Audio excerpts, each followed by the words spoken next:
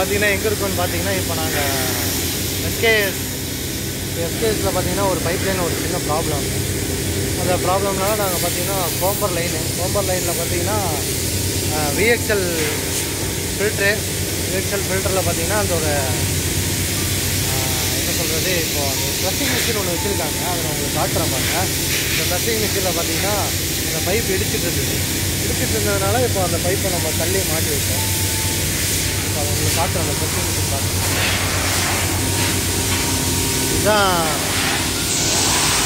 அந்த pressing machine. இது பார்த்தீங்கன்னா இது அவங்க டிஸ்டப்பாக இருந்தனால எடுத்து இந்த லைனை நாங்கள் மாற்றி விட்டோம். இது நான் உங்களுக்கு எப்படி போட்டு என்னன்னு காட்டுறோம். இப்போ அந்த லைன் நாங்கள் போட்டாச்சு. இப்போ அந்த லைன் எப்படி நான் பண்ணியிருக்கேன் நான் காட்டுறோம்.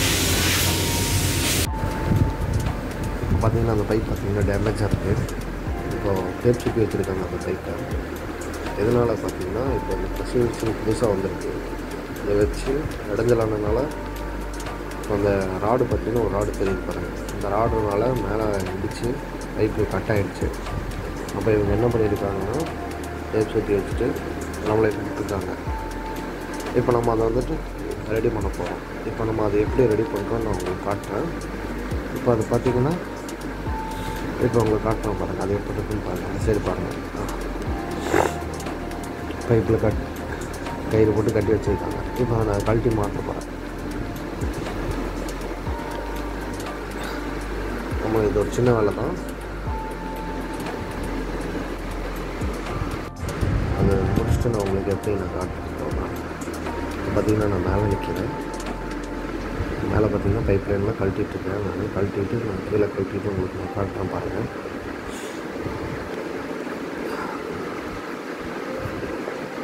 இப்போது இது பார்த்திங்கன்னா நான் பைப் லைன்லாம் நான் கழட்டிட்டேன். பைப் லைன்லாம் கழட்டிட்டு பாருங்கள். இப்போ மேலே அந்த பைப் இல்லை பார்த்திங்களா இடையில.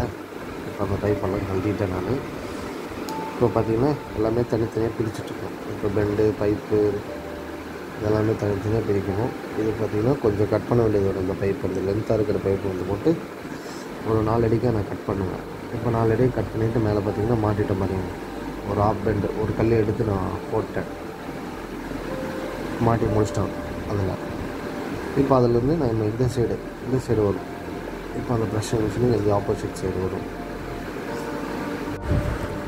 இப்போ பார்த்திங்கன்னா அடுத்த opposite temper pipe double side opposite temper போடுறதுனால நம்மளுக்கு இன்னும் கொஞ்சம் தள்ளி வந்துடுச்சு.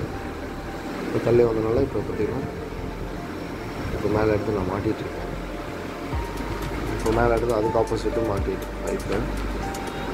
இப்போ பார்த்திங்கன்னா அது கட்டுறதுக்கு இடம் இல்லாதனால அது கயிறு எடுத்து கட்டிகிட்ருக்கேன். இப்போ பார்த்திங்கன்னா நம்ம வேலை முடிஞ்சுது. இப்போ அந்த பைப் லைன் எப்படி எடுத்து மாட்டேன்னு பாருங்கள். நான் உங்களுக்கு காட்டுறேன் பாருங்கள்.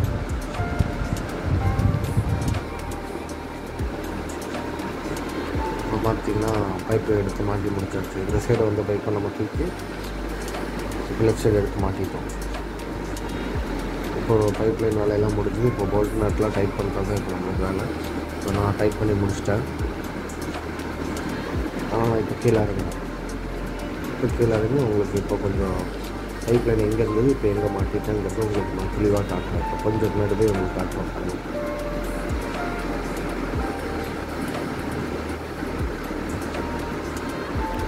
பார்த்தீங்களா நம்மளுக்கு எவ்வளோ தூரம் அது இடிச்சிட்டு இருந்தது.